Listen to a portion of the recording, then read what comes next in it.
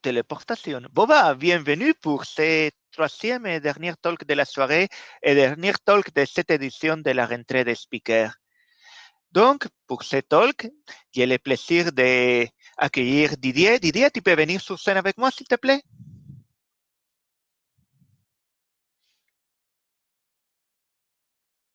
Pas. Non, c'est Philippe. Mais bon, voilà. Alors, pour le moment, la soirée se passe bien, Philippe? Mais il m'a abandonné encore.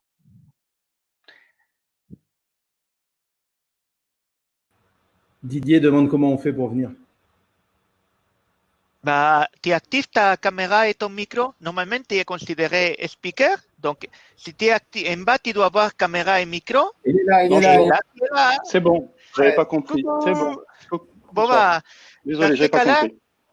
pas de souci. Dans ce cas-là, comme d'habitude, on va te laisser sur scène. Il y a jusqu'à 9h. Les gens vont poser les questions, tu les verras dans les Q&A.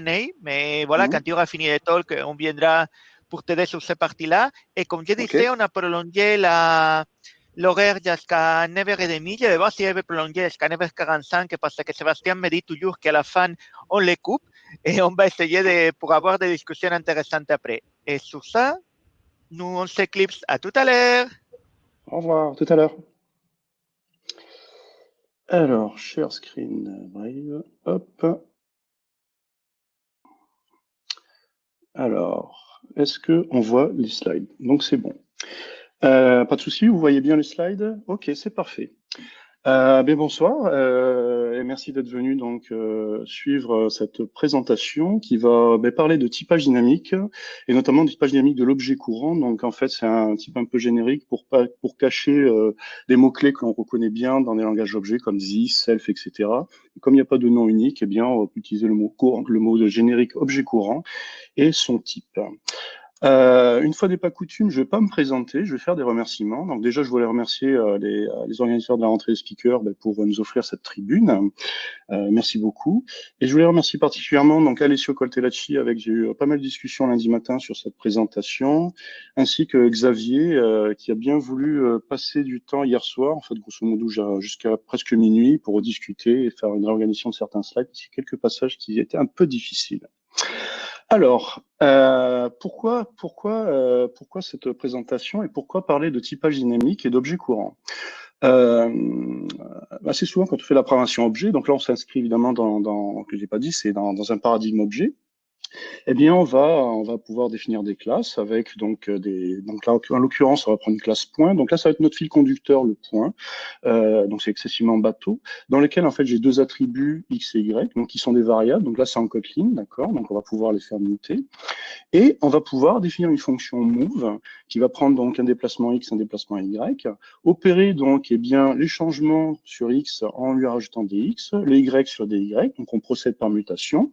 Et cette fonction move, eh bien, par nécessité, pour avoir une notion de chaînage, si je veux faire du chaînage ou des trucs un peu à la DSL, eh bien, je vais dire que ce move renvoie un point. Et pour envoyer le point, eh bien, j'ai le mot-clé this qui permet de dénoter l'objet courant. Donc, this est l'objet courant. Et donc, je vais pouvoir dire this, eh bien, je le retourne et c'est bien un point puisque c'est l'interface que je suis en train de définir. D'accord?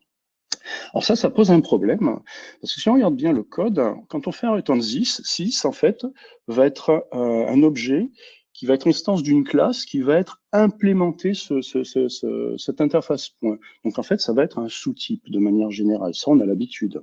Mais en retournant le this comme un point, eh bien, on va avoir un affaiblissement du type de this à point dans la fonction move. Donc on a une perte sémantique du fait de ce move-là.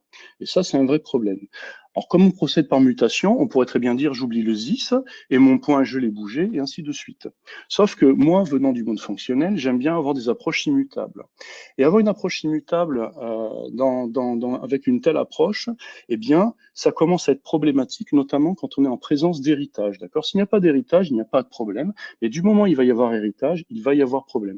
Héritage ou implémentation d'interface, hein, on s'entend bien, d'accord? Il y a une nuance entre les deux, mais assez souvent, on va amalgamer ces deux termes, bien qu'il y ait des mots-clés extends et implements, mais assez souvent, le sous-typage va suivre ce chaînage d'interface vers la classe. Alors, comment on peut résoudre ce problème? Est-ce qu'on peut en fait rendre le type de this explicite? afin d'aider et de régler ce problème-là. Donc, est-ce qu'on peut faire cette chose-là, comment dire, pour en fait faire en sorte que bien le move ne renvoie point point, mais renvoie le type effectif de this. On va voir que c'est un petit peu compliqué.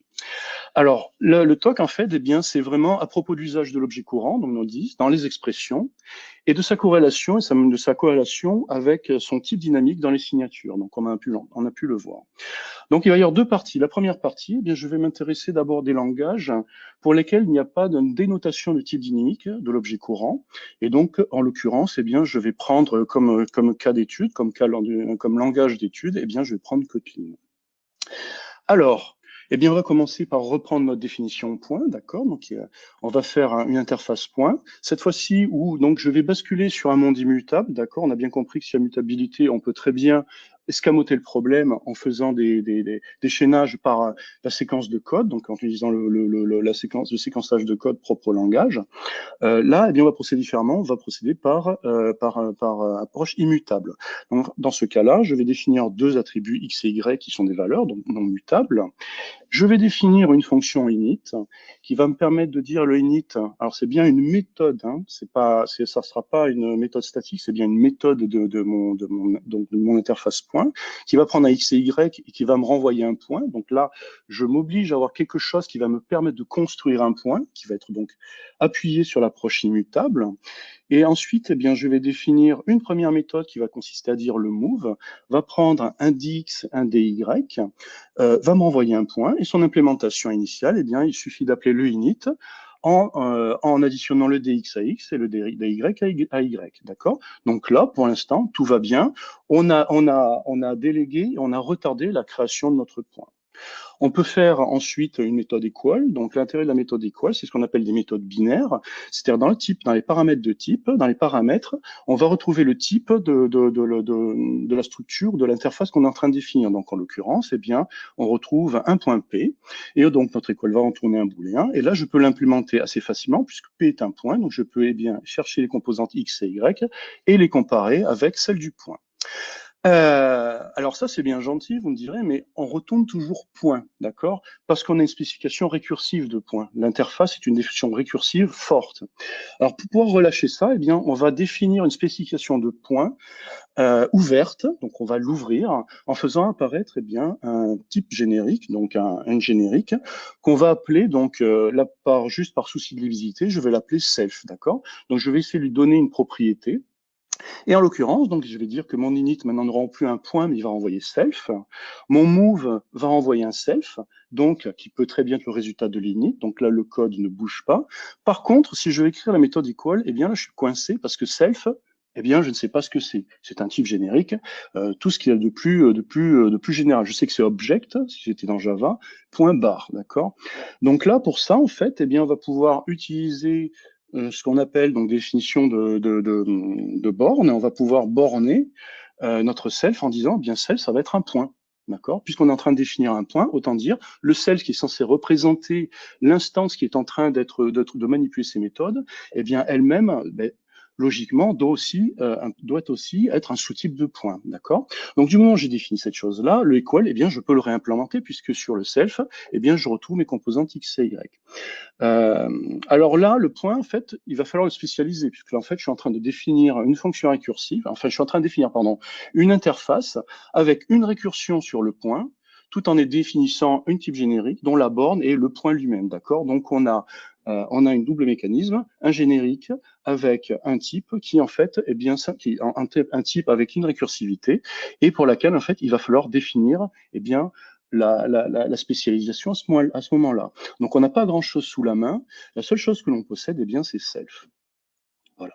Donc là on a défini typiquement un point qui admet un type générique self, qui est lui-même un sous-type de point de self, et les implémentations que j'avais données tout à l'heure sont toujours valides, sauf que maintenant, eh bien, c'est plus un point, c'est un type qui est ouvert. D'accord? Donc, on a ouvert notre spécification.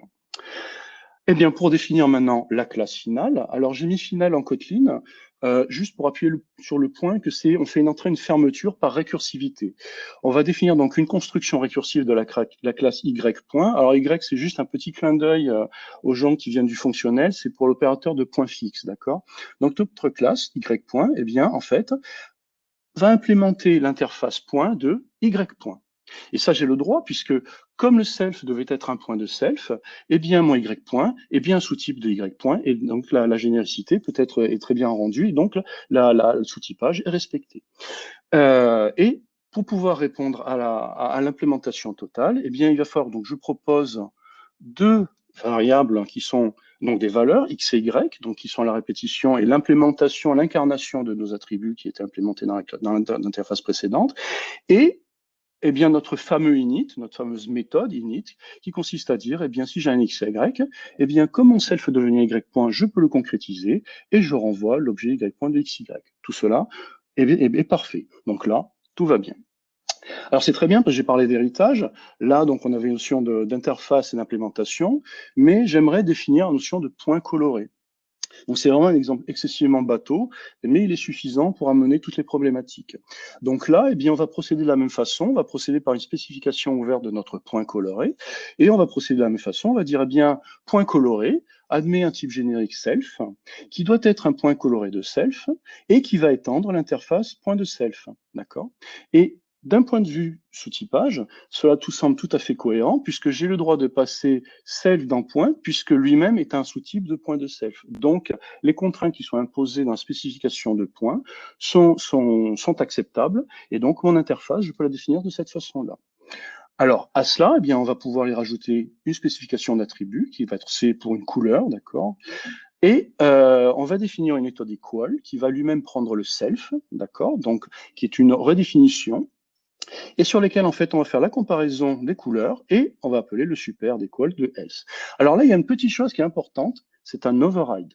On fait bien une surcharge, pas une surcharge, un masquage de la méthode equal de Y de point dans point coloré, d'accord? Donc au niveau des interfaces. Et ça, c'est excessivement important, et on va voir que ça va peut-être avoir des soucis et des problèmes il va y avoir peut-être un problème qui se cache là-dedans, d'accord?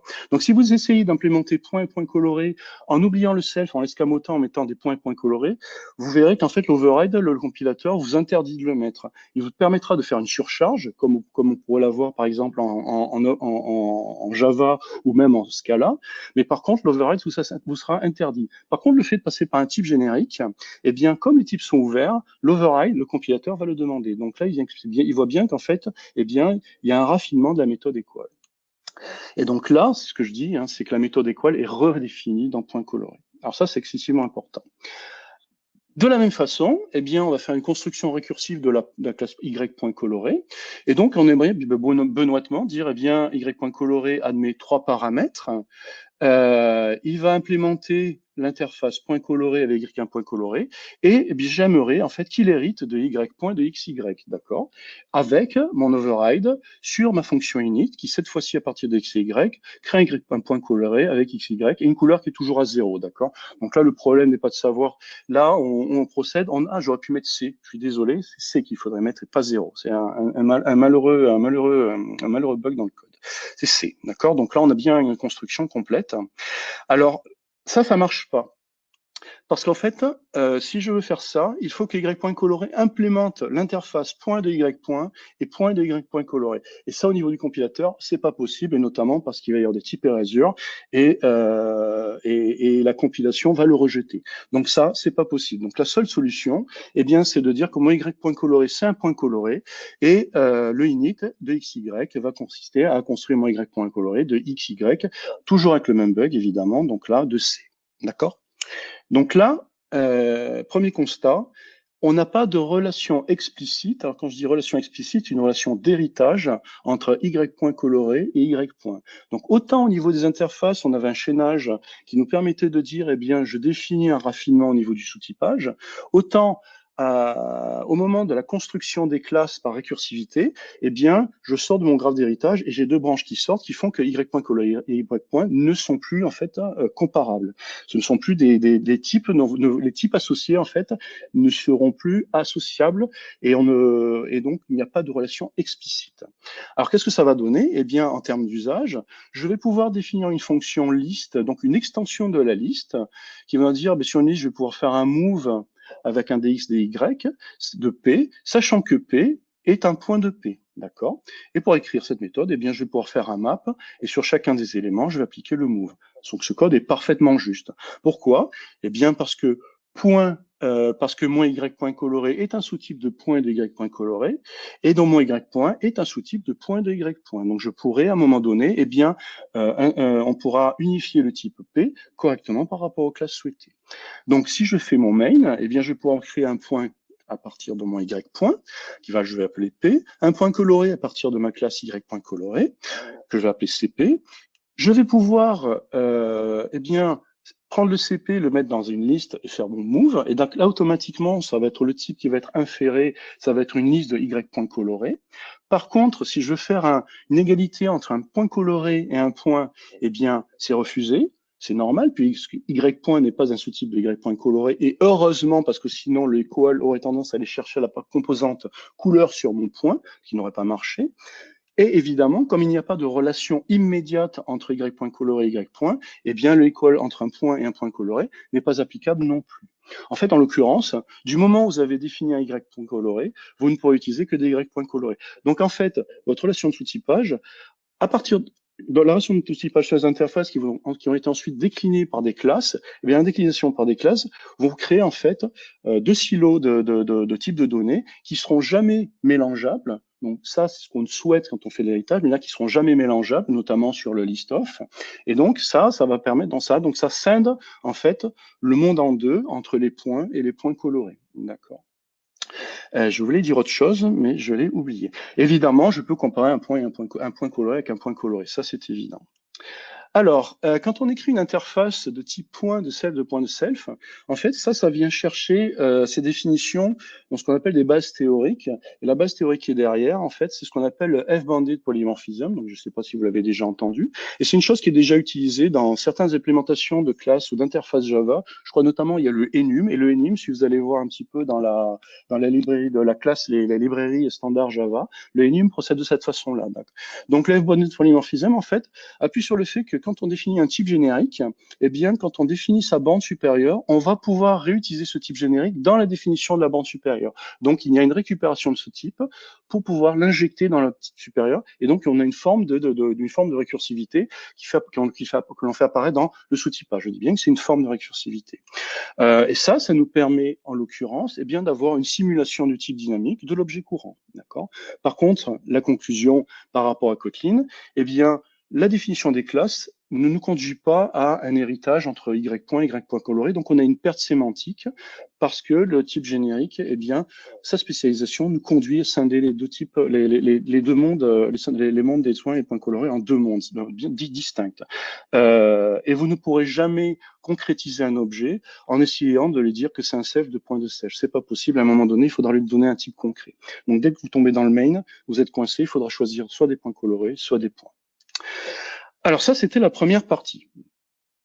C'est la deuxième partie. Maintenant, on va s'intéresser à des langages qui ont essayé d'intégrer cette notion de type dynamique corrélée donc avec l'objet courant. Donc ça, c'est un des premiers langages qui avait implémenté ça, et qui est assez vieux, assez vieux pour l'avoir étudié à la fac dans les années 90, donc oui, ça fait bientôt une trentaine d'années. C'était un langage assez novateur qui est FL, qui avait introduit donc un mot-clé pour dénoter l'objet courant qui était current, et au niveau du typage, on pouvait dire en fait, eh bien mon objet, il est like current, ça veut dire en fait c'est l'équivalent du self-type, c'est le type de l'objet courant, d'accord. Parmi la définition, donc cette définition de like current est au niveau du langage. La redéfinition des méthodes avait été faite en acceptant ce qu'on appelle la covariance des paramètres, d'accord. Donc là, on verra tout à l'heure la différence entre co et contravariance.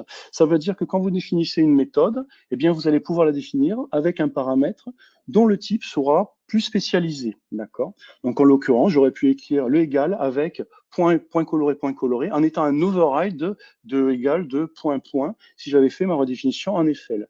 Mais ça va poser un problème. Il a été montré qu'en fait le système de typage était unsound, donc n'était pas sûr, et donc ça a conduit à une nouvelle problématique qui était de pouvoir détecter en fait ces problèmes dans la phase de compilation au moment du typage sur ce qu'on appelle en fait des changeability or type, c'est-à-dire se rendre compte en fait malgré cette covariance, et bien faire en sorte que des appels quand je vais faire ces appels-là, eh bien, malgré la covariance, je ne tombe pas sur des cas où je vais appeler un equal entre un point coloré et un point, et donc me retrouver face au dilemme qui est, à un moment donné, il faut que je retrouve la composante couleur sur un point, et là, c'est le drame. Ça, normalement, ça doit finir en crash, hein, d'accord? En crash ou une exception vilaine, en fait, quoi qu'il en soit, quelque chose de pas normal, d'accord? Et donc ça, c'est ce qu'on appelle des phénomènes, c'est des mécanismes de catcall, d'accord? Donc je sais pas si j'avais déjà entendu parler de ça, mais voilà, c'est ce qu'on appelle donc les catcalls. Et le principe, c'est de détecter les fameux changeability type, donc les appels, et ensuite donc de proscrire certaines exceptions, certaines expressions de code au moment de la compilation. Donc on admet beaucoup plus de code, mais par contre dans l'écriture, mais au niveau du compilateur, eh bien, ça sera pas le système de typage par l'héritage, qui sera imposé par l'héritage, qui va imposer certaines règles, ça sera l'appel, d'accord, au moment de la construction du code et des expressions. Alors maintenant, on va s'intéresser à des langages, on va dire, un petit peu plus modernes, et notamment Swift, qui lui introduit un mot-clé dans le langage des types, qui est self, donc au sens des dans le langage des types. Donc il a deux mots-clés, self dans le langage des expressions, et self avec un grand S dans le langage des types. Donc là, on peut définir un compteur, tout simplement, avec un entier qui sera une variable, donc là, je vais pouvoir le faire muter. J'ai un constructeur, donc en Swift, les constructeurs s'appellent init, pardon. Ne vous laissez pas enfumer par ce petit underscore, c'est pour éviter de répéter le nom des paramètres, d'accord? Donc cette init, eh bien, va nous permettre d'initialiser notre valeur, et je vais pouvoir écrire donc ma fonction d'incrémentation, qui va me retourner un self, et j'incrémente mon 1, et le seul objet qui soit de type self, eh bien, c'est self lui-même, d'accord? Donc là, on a procédé par mutation, comme pour le point tout à l'heure, le premier point, sauf que le type de self, lui, est toujours respecté. Donc on n'a déjà pas de perte sémantique sur notre objet compteur. Donc si on décline compteur, eh bien ça sera toujours la déclinaison de ce compteur, et donc notre incrément renverra le type associé au moment de la compilation, d'accord? Alors ça, tout ça pour dire que self, c'est le type de l'instance courante qui est dénotée et qui est portée par le mot-clé self. Alors, comme je vous ai dit, moi, j'aime pas trop les méthodes, les classes mutables. On va reprendre notre compteur et on va le décliner donc dans un monde immutable. Donc cette fois-ci, eh bien, comme en Kotlin tout à l'heure, ma valeur, eh bien, je vais passer par un let. Donc là, je vais forcer ma classe à dire cette valeur doit être initialisée, elle ne pourra plus être bougée. Je vais commencer par définir la fonction d'incrémentation. Donc ma fonction d'incrémentation, comme tout à l'heure, eh bien, je ne change pas le type, je vais renvoyer un self, sauf que maintenant, je vais être obligé de reconstruire un objet, eh bien, qui va être du même type que le type sur lequel on a invoqué cette méthode incrément, d'accord? Donc, je sais qu'il va falloir additionner 1 à ma valeur. Je vais pouvoir appeler un constructeur, puisque c'est la seule façon que j'ai dans Swift de construire un objet, c'est d'appeler mon init. Sauf que cet init, en fait, il va falloir l'ancrer sur le type de self. Et pour faire la chose suivante, eh bien, on va aller chercher le type de self. Et le type of de self, en fait, vient nous permettre de redescendre sur la classe que self instancie et pour lequel je vais pouvoir appeler ma méthode init. D'accord? Et là, vous me direz, le problème, c'est qu'il faut qu'il y ait une méthode init. En effet, donc là, déjà, c'est immutable. Et en effet, l'intérêt de Swift, c'est que dans une classe, on va pouvoir définir un init de cette façon-là, et il va y avoir un mot-clé assez spécifique qui va être required. Ça veut dire que ce constructeur-là, il va être obligatoirement présent dans toutes les classes qui vont étendre compteur, d'accord? Donc comme ça, au moins on est garant de l'existence d'un init dans tout le graphe d'héritage, d'accord?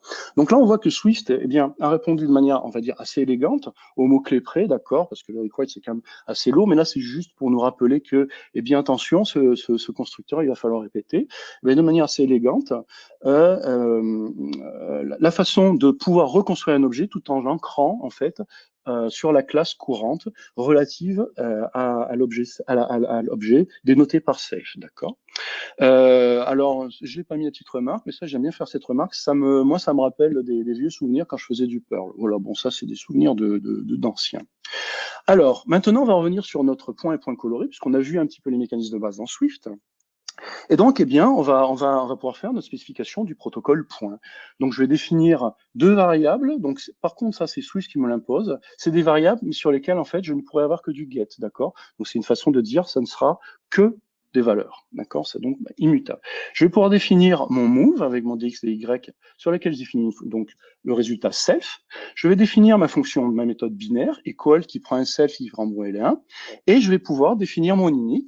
Donc là, subtilité de Swift, c'est qu'on peut spécifier les constructeurs qu'il va falloir implémenter dans les classes qui étendront, qui implémenteront le type point, d'accord? Donc là, on est vraiment dans la spécification de constructeur.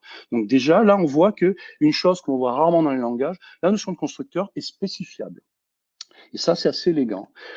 Pour faire suite, eh bien, on va proposer une extension. Donc ça, la Swift ne permet pas d'écrire du code dans le protocole, mais par contre, on peut l'écrire dans les extensions, d'accord? Donc on peut proposer une première extension de point qui va consister à dire, bien, mon move, eh bien, je vais l'écrire en utilisant la technique du type-off, en appelant mon init, et je vais donc l'ancrer sur la classe dont est instance le self. Et donc là, j'ai pu l'écrire et je peux le faire puisque mon init, en fait, est spécifié au niveau de l'interface de point. Donc ce code est tout à fait valide. Je vais pouvoir écrire mon equal sur lequel, eh bien, je vais pouvoir comparer mes composantes x et y avec le point P sur lequel je vais aller chercher mes composantes y. Et là, eh bien, le compilateur est content. Donc on a pu tout exprimer sans aucun problème. Donc ici, le plus important, c'est l'ancrage sur le constructeur qui sera défini plus tard. De la même façon, je vais pouvoir définir mon point coloré, sur lequel je vais définir donc une valeur C. Et là, je vais procéder d'une façon légèrement différente. Alors, j'aurais pu dire que protocole point coloré va étendre point, mais ça, c'est une chose qui n'est pas souhaitable. C'est pas la meilleure pratique. La meilleure pratique, c'est de dire que mon point coloré, eh bien, son type self associé doit aussi implémenter le protocole point, d'accord? Donc ça, on a un équivalent qui est dans Scala avec l'équivalent de self-type de Scala. Je ne parle pas de Scala parce que Scala en fait n'importe que ça. Et donc après, sa notion de self-type, on va dire, est assez pauvre. Je mets des guillemets, bien sûr. Hein. Donc là, eh bien, j'ai défini que point coloré avait une contrainte sur self, que self devait aussi être un point. Et donc, étant donné que j'ai ça, je vais pouvoir définir mon protocole. Maintenant, je vais pouvoir définir la méthode equals en faisant extension de point coloré sur mon equal. Par contre, petite nuance, self doit implémenter point, mais je suis dans l'incapacité d'appeler le equal de point. Donc, je suis obligé de réécrire entièrement la méthode equal pour point coloré. Ça, c'est une chose importante. Maintenant, je vais pouvoir faire mes ancrages sur mes classes y point coloré comme tout à l'heure. Donc, pour la classe y point, eh bien, comme tout à l'heure, j'ai défini mes x, y. Donc là, je définis mes lettres. Et ça, c'est tout à fait compatible avec mes var sur lesquels j'ai défini uniquement la composante get. Et cette fois-ci, eh bien, le init que je suis en train de définir, comme je l'ai utilisé dans mon extension avec un type-off, eh bien, il va falloir mettre un required, dire ancrer mon init sur cette classe-là. Donc, pouvoir dire, attention, c'est required. Et je vais pouvoir bien redéfinir ma classe tranquillement. De la même façon, eh bien, je vais pouvoir définir y.coloré, qui va implémenter évidemment le type point coloré, sur lequel je vais définir C. Je définis mon required, et là, contrairement à Kotlin, eh bien, je vais pouvoir dire il étend aussi, et il hérite de y point, d'accord? Et là, le compilateur, ce qu'il va faire, c'est le self. Quand on va faire une instantiation de y point, eh bien, il va ancrer le type de self sur y point, et quand on va faire une instantiation de y point coloré, au moment de l'instanciation, il va ancrer le type self sur y.coloré. Et donc, l'héritage est tout à fait possible, d'accord? Donc là, on a une grosse nuance, c'est qu'on a gardé la notion de sous-typage entre y point et y.coloré, d'accord? Et donc, du moment où j'ai fait ça, eh bien, je peux étendre l'init en faisant l'appel de mon init, en étendant l'init, en faisant mon super init, d'accord? Et donc là, contrairement à tout à l'heure, qui était basé sur la simulation, eh bien, on a une relation explicite entre la classe y.coloré et la classe y. Alors, comment on va utiliser cette chose-là? Eh bien, on va pouvoir procéder de la même façon. Je vais pouvoir créer un y point coloré. Alors, je n'ai pas créé le constructeur avec la couleur, c'est pas grave, j'ai couleur 0, c'est pas le propos. J'ai mon point et mon point coloré. Je vais, eh bien, dans un premier temps, dire, je vais essayer de faire un point coloré équal de point. Et là, en fait, le compilateur va vous dire, je ne peux pas faire une conversion de la valeur point en point coloré pour la valeur P. Donc, il est incapable de dire un Y point, c'est pas un Y point coloré, donc ce code, je le refuse. Tant mieux, ça nous arrange, parce que sinon, on aurait un petit problème si on avait essayé d'accéder à la couleur de P. Par contre, ce code est tout à fait légal. Vous pouvez comparer P avec un point coloré. Alors après, je ne sais pas si c'est quelque chose qui est judicieux, mais en l'occurrence, le code vous le permet, d'accord? Donc ce code qui était interdit dans Kotlin est absolument permis. Et finalement, je vais pouvoir faire une liste. Donc là, je me permets de faire une liste avec mon point et mon point coloré, sur lequel je vais faire un move. Et cette liste, eh bien, d'un point de vue typage, ce sera une liste de Y points, d'accord? Donc, il va essayer de prendre le type le type le plus large. Donc, lui, ça sera Y point. D'ailleurs, en l'occurrence, je ne sais pas si c'est Y point parce que P est en première position, qu'il a monomorphisé, ou s'il a vraiment cherché le type le plus grand. Je ne me suis pas posé la question. C'est une bonne question, tiens. Je regarderai tout à l'heure. Et là, donc, pourquoi ça marche? Parce que l'equal, contrairement à ce qu'on avait dans Kotlin, ce n'est pas une redéfinition, mais c'est une surcharge, d'accord? Donc, les deux méthodes equal existent, et donc le compilateur, par rapport au type qu'il a en entrée, donc le type de l'objet appelant, eh bien, il va choisir la bonne méthode equal. Exemple, si vous faites une fonction f qui va prendre 2 points, 2 points, et vous faites un equal dessus, comme le type qui est passé dans les paramètres un point, le equal qui sera choisi, ce sera l'equal du point et pas du point coloré. Donc, la compilation se fera sans problème. Donc ça, c'est important, deux définitions distinctes. Maintenant, on va passer sur un langage qui lui aussi intègre une notion de self-type et qui est Rust.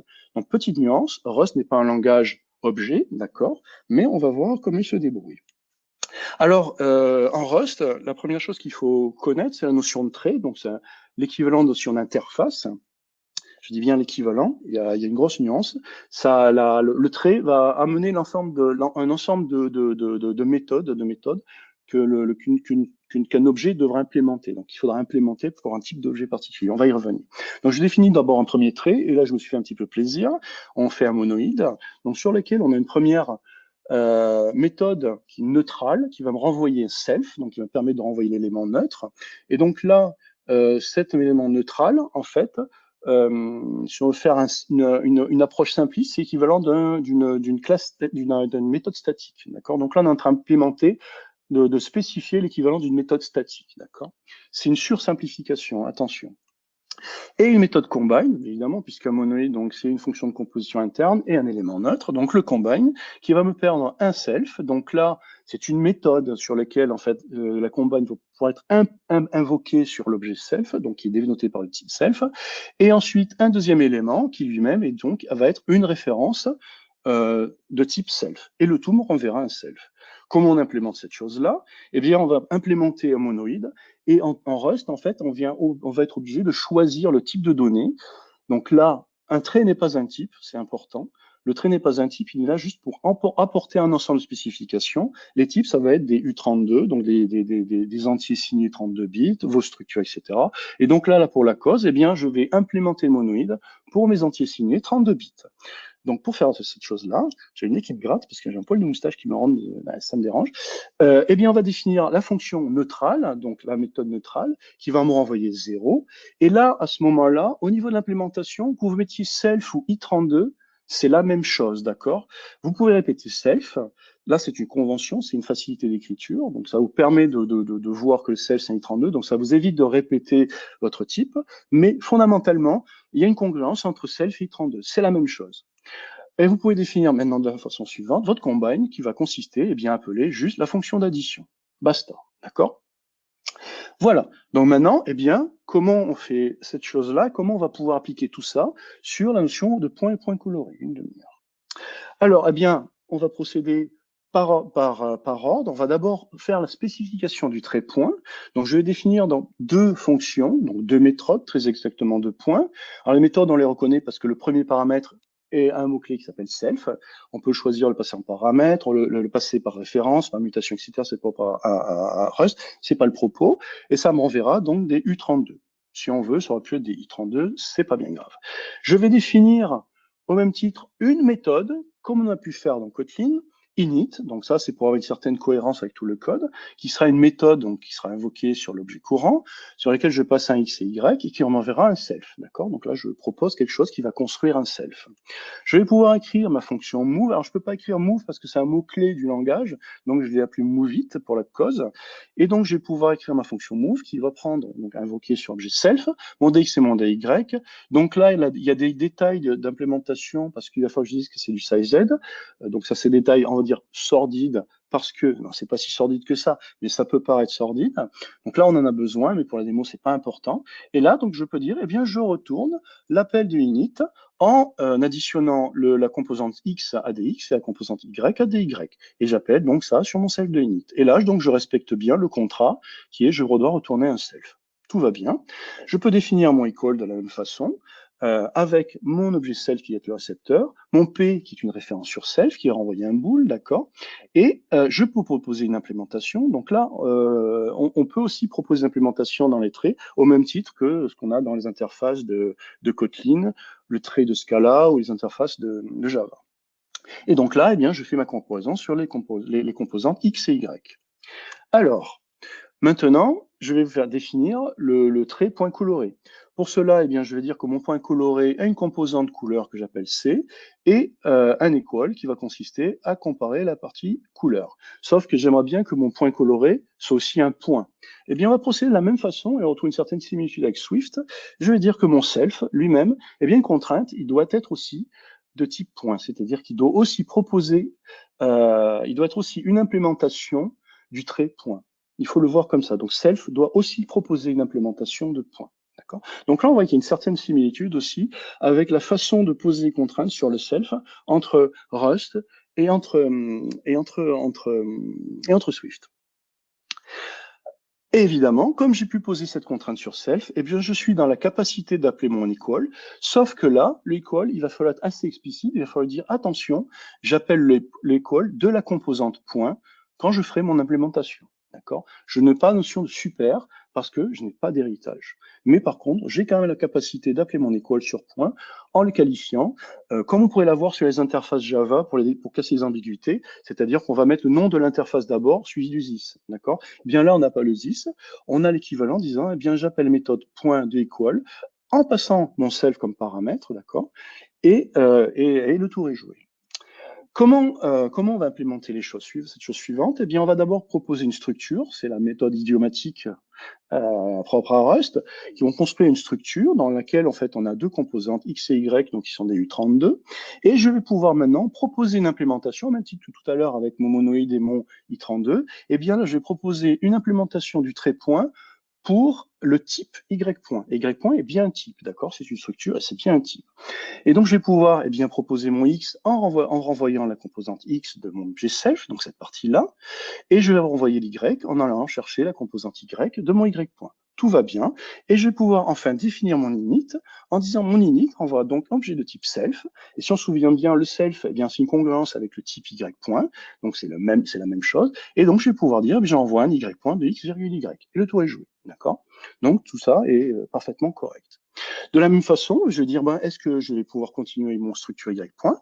Eh bien, je vais proposer une structure y point qui, cette fois-ci, n'ayant pas d'héritage, eh bien, je vais dire qu'il est composé et d'un premier attribut P qui sera un y point, d'accord, puisqu'il me faut un type. Donc là, je peux pas mettre point et point coloré parce que ce sont des traits, ce ne sont pas des types, et d'une composante couleur, donc ils sont toujours un du 32. Et je vais procéder dans une première étape, je vais procéder par l'implémentation de mon trait point coloré pour y point coloré, d'accord. Et donc cette implémentation, eh bien, consiste uniquement à apporter la composante couleur, uniquement. Donc si on se souvient bien aussi, on a dit que point coloré devait aussi avoir une composante, le self devait être aussi une implémentation de points. Et donc pour cela, comme on sait que quand on implémente le y point coloré ici à ce niveau-là, le self c'est y point coloré. Et bien pour ce faire, eh bien, on propose aussi une implémentation de points pour notre y point coloré. d'accord? Et donc, on va pouvoir définir un composant X en allant chercher la valeur X sur P. Donc là, bon, je suis désolé, ça fait un peu effet Déméter parce qu'on est en train de rentrer dans les structures. La composante Y en allant chercher la valeur Y sur notre composante P. Et notre init en reprenant, eh bien, notre constructeur Y.coloré, qui est le type de self, si on se souvient bien, dans lequel on va construire notre Y point.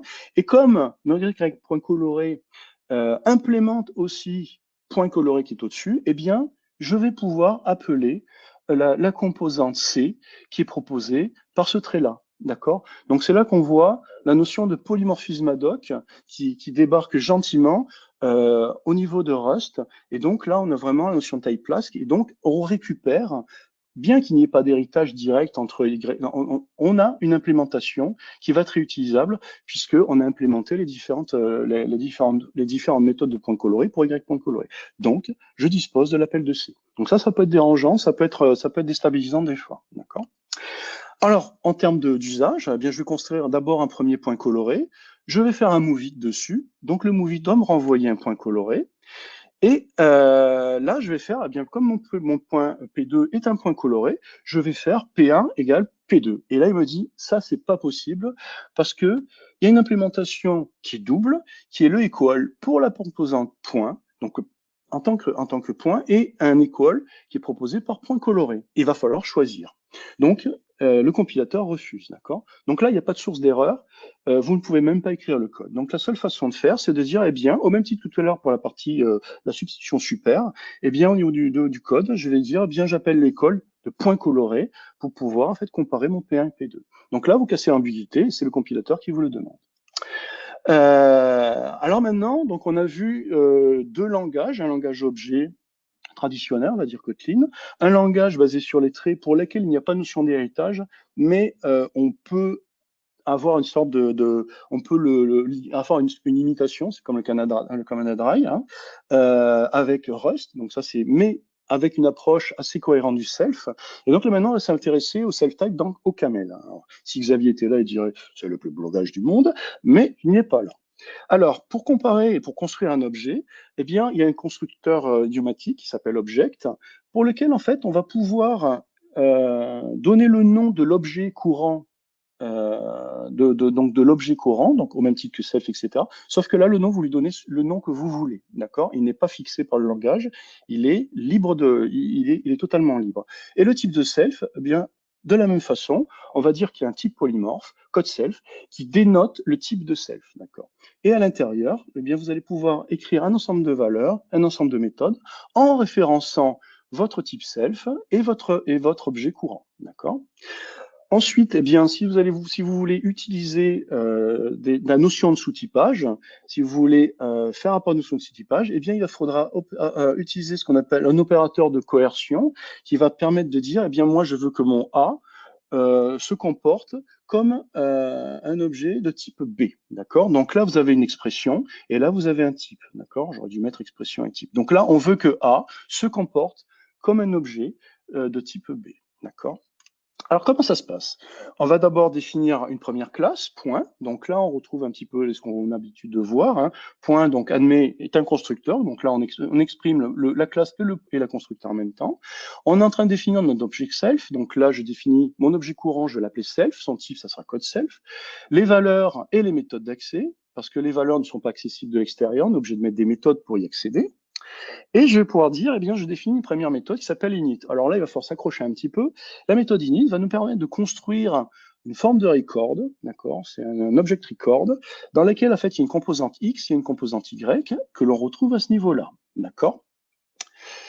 Je vais pouvoir définir cette fois-ci une méthode move, avec mon dx et dy, en faisant appel à travers mon objet self à la méthode init qui est ici, en lui passant comme paramètre eh bien, les nouveaux x et les nouveaux y, d'accord? Et finalement, je vais pouvoir écrire mon equal en disant mon point, eh bien, le type de P, c'est un code self, et je vais pouvoir eh bien, comparer la composante P de x avec x et la composante y de P avec y. Et ça, c'est tout à fait légal, il n'y a pas de souci, tout va bien. Ensuite, eh bien, comment je vais pouvoir définir mon point coloré? Mon point coloré, donc, va admettre 3 arguments, mon nom X, mon Y et ma couleur. Et cette fois-ci, eh bien, je vais répéter de nouveau mon self, sauf que cette fois-ci, je vais dire, j'hérite de points de X, Y. Donc là, on est en train de dire comment mon héritage s'opère et surtout comment les paramètres qui sont ici sont répercutés au niveau d'héritage, comme on aurait pu le faire en Kotlin avec notre point coloré si on n'avait pas utilisé le self. Et évidemment, comme on est très libre au niveau des nommages, eh bien le binding de l'héritage s'appelle super. On aurait pu l'appeler phaser, ce que vous vouliez. Donc il y a une certaine liberté dans la construction des bindings. Au même titre que l'XY sur le point, on va pouvoir définir une valeur C et sa méthode d'accès C. Je vais pouvoir définir le init, qui est évidemment un recap de mon X et de mon Y et de mon C. D'accord? Donc là, on montre bien qu'on a une structure objet qui correspond eh bien, à ce qu'il y avait dans le point avec X, Y et une couleur C. Et le equal, eh bien, je vais pouvoir dire c'est la comparaison des couleurs et l'appel de super de l'invocation de equal sur eh bien, le super qui sera mon point de X et Y. Alors maintenant, comment on va pouvoir utiliser ces choses-là? Donc je vais d'abord définir eh bien, une valeur P. Sur laquelle en fait il va de construction de new P1, P2. Donc ça, c'est la grosse définition, grosse différence avec le fonctionnel. On a vraiment une composante objet, donc on a un new point coloré avec un 2, 3. Et ensuite, eh bien, je vais dire, je voudrais comparer mon point coloré comme un P. J'aurais dû mettre point, je crois, là. Je ne sais pas si c'est, je crois que c'est point ici. Et là, le compilateur va vous dire, là, ça, c'est pas possible parce que point n'est pas un sous-type de point coloré. Pourtant, je lui demande de passer de point coloré à point. Pourquoi cette bizarrerie? Eh bien, en fait, OCaml, contrairement à tous ses petits camarades qui sont Swift et Rust, lui ne fait pas de sous-typage, il procède par sous-typage structurel. Et il y a une chose importante à appréhender, c'est qu'il existe deux formes de sous-typage. Il y a ce qu'on appelle le forme de sous-typage nominal, qui est vérifié via la liste des ancêtres, donc à travers l'aspect déclaratif donné par le développeur, donc dans la phase de développement, donc à travers vos extends et vos implements. Donc c'est ces relations-là qui vont être utilisées par le compilateur pour vérifier que vous avez bien des relations de sous-typage. Et l'approche structurelle qui, elle, va complètement s'asseoir sur les définitions d'héritage, etc. Parce que, grosso modo, il faut les voir comme des macros, des facilités de construction. Et donc, l'héritage, c'est qu'une facilité de construction par réutilisation de code. Donc, il y a eu des langages objets comme Theta, etc., qui étaient partis dans cette approche-là pour pouvoir décorréler, en fait, héritage et sous-typage. Et le structurel, en fait, va être vérifié à travers la liste de ses membres. Et ça, c'est important. Et si on se souvient bien, le méthode equal, l'argument equal du paramètre, eh bien, il est typé de manière covariante. Et ça, si on prend le sous-typage, la méthode formelle de sous-typage, ça, c'est interdit. Si on veut des comparaisons de sous-typage de type fonctionnel, eh bien, il faut qu'il y ait contravariance sur les paramètres et covariance sur les types retours. Donc, si par exemple, je fais une fonction d'ordre supérieur qui admet une fonction S' dans T', je ne pourrais lui passer qu'une fonction de S dans T, sachant que mon S doit être un surtype du S'.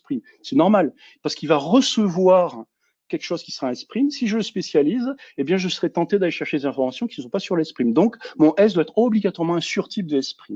Et donc ça a été notamment, ça c'est ce qu'on appelle le principe de contrat à covariance, que vous pouvez réutiliser, que vous pouvez retrouver aussi avec la notion de polarité, avec le plus et le moins que vous avez dans ce cas-là. Donc, contravariance du paramètre et covariance du résultat. D'accord? Ça, c'est l'aspect formel. Et cet aspect formel, en fait, apparaît notamment dans un papier du Cacardelli et de Peter Wegner qui est écrit en 1985, qui est une exploration d'extension de langage dans laquelle, en fait, qui s'appelle Extending Types and Data Abstraction Polymorphism, qui fait apparaître ces règles de sous-typage. Mais une deuxième approche de cet aspect-là, de cet aspect sous-typage, qui a été aussi abordé par les principes de substitution d'Eliskov en 1987, et qui, elle, se plonge dans la programmation objet.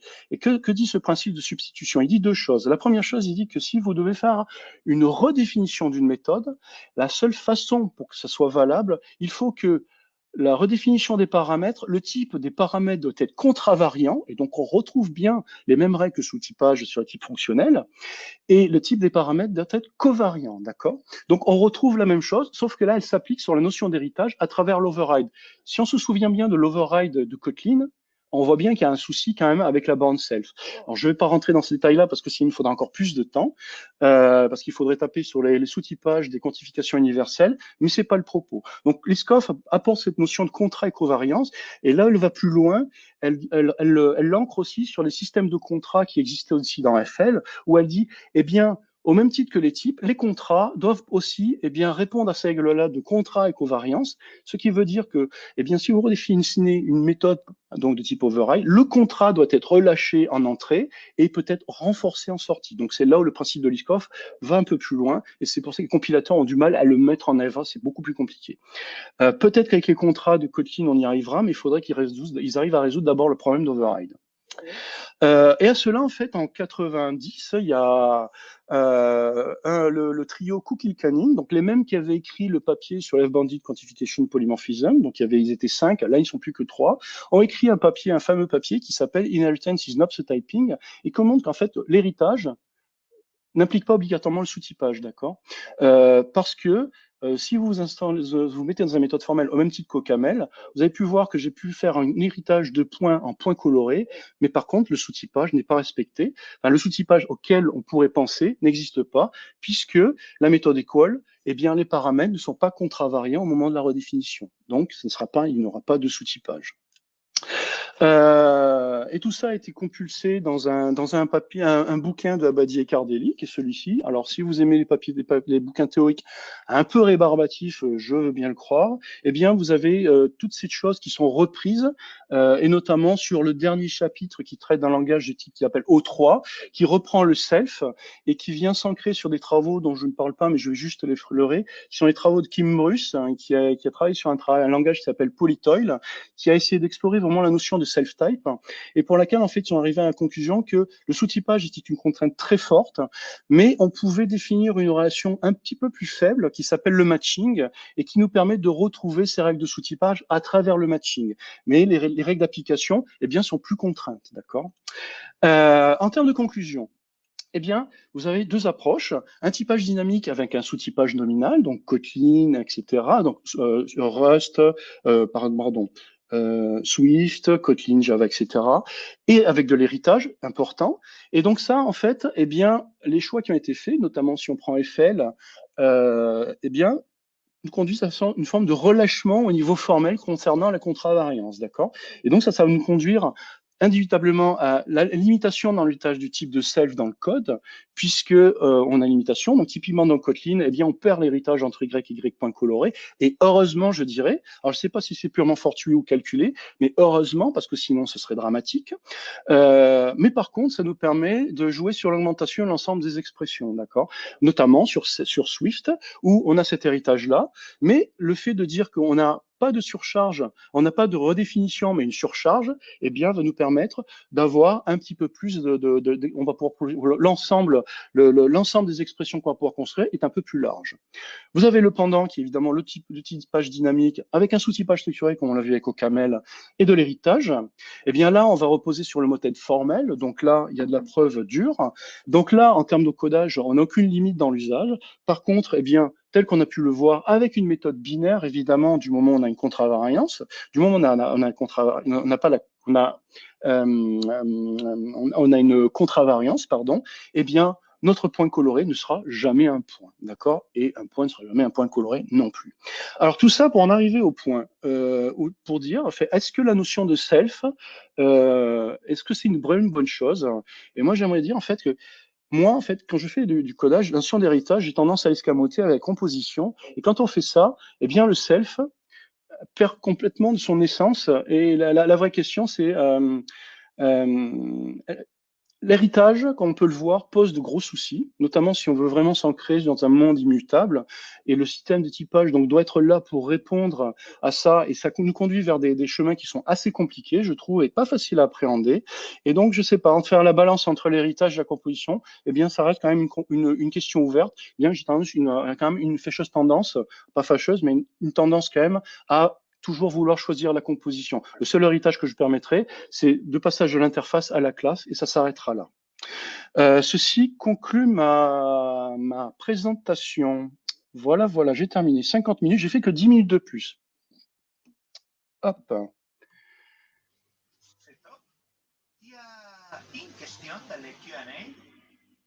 Ton micro. Merci. Donc, je disais merci beaucoup. C'est top. Tu as une question dans le Q&A pour le moment. Alors, à en croire Bertrand Meyer, oui. Personnellement, j'ai pas vu un seul projet en Eiffel. Pas un seul. Donc, je ne sais pas. Mais c'était un langage qui était excessivement novateur quand même. Hein. J'ai eu à faire quelque chose pour mon mémoire de fin de DESS, je crois. Alors, ça remonte à loin et il y avait du FL, mais j'ai tout oublié. Moi, je me rappelle surtout les 13 niveaux de compilation et 13 étages de compilation qui prenaient une demi-heure, en fait.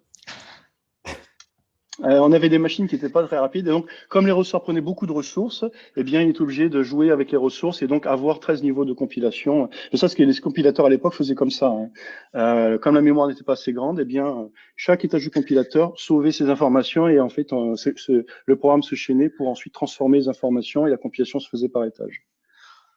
Donc, c'est une bonne pratique, soit disant passant. Voilà.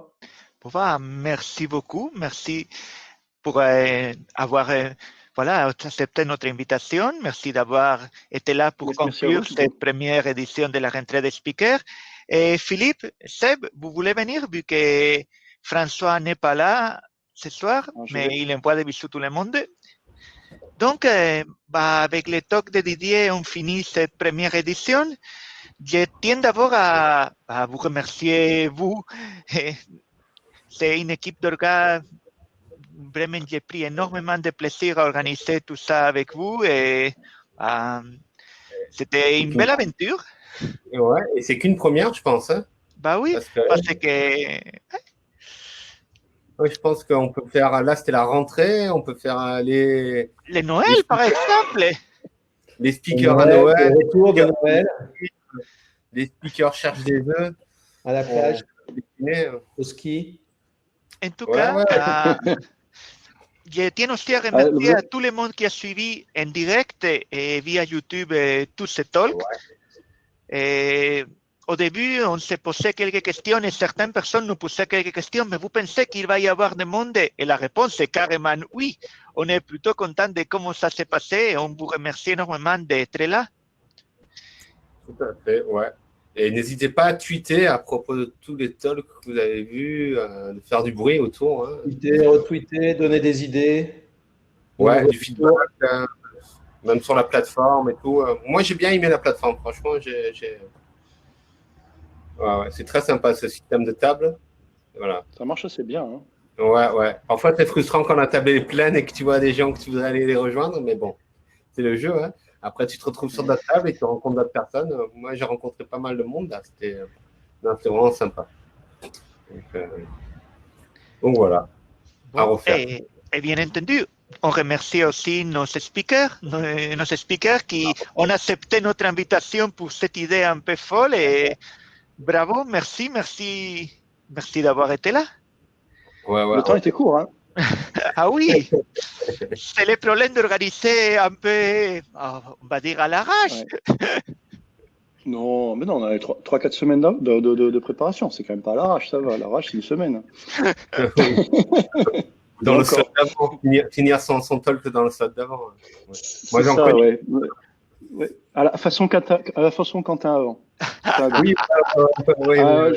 je sais pas comment il fait, là. Je sais pas. Je pense que demain, on risque de mettre la barre encore plus haut. C'est une private joke avec Horatio. Ah oui. Demain, on part à La Rochelle pour les Jacques Saint-Martin. N'oubliez pas, c'est vendredi. Vous le faites en physique, du coup? C'est la seule conférence de l'automne qui est maintenue à ma connaissance. Oui. Et donc, vous avez un talk à finir, c'est ça? Oui, on va dire comme ça. Mais c'est le talk où on a les meilleurs noms pour un talk que j'ai jamais trouvé, quoi. Pas vrai, Philippe? C'est ça. Oui, il faut le faire. C'est la péricube. Et là, c'est la péricube.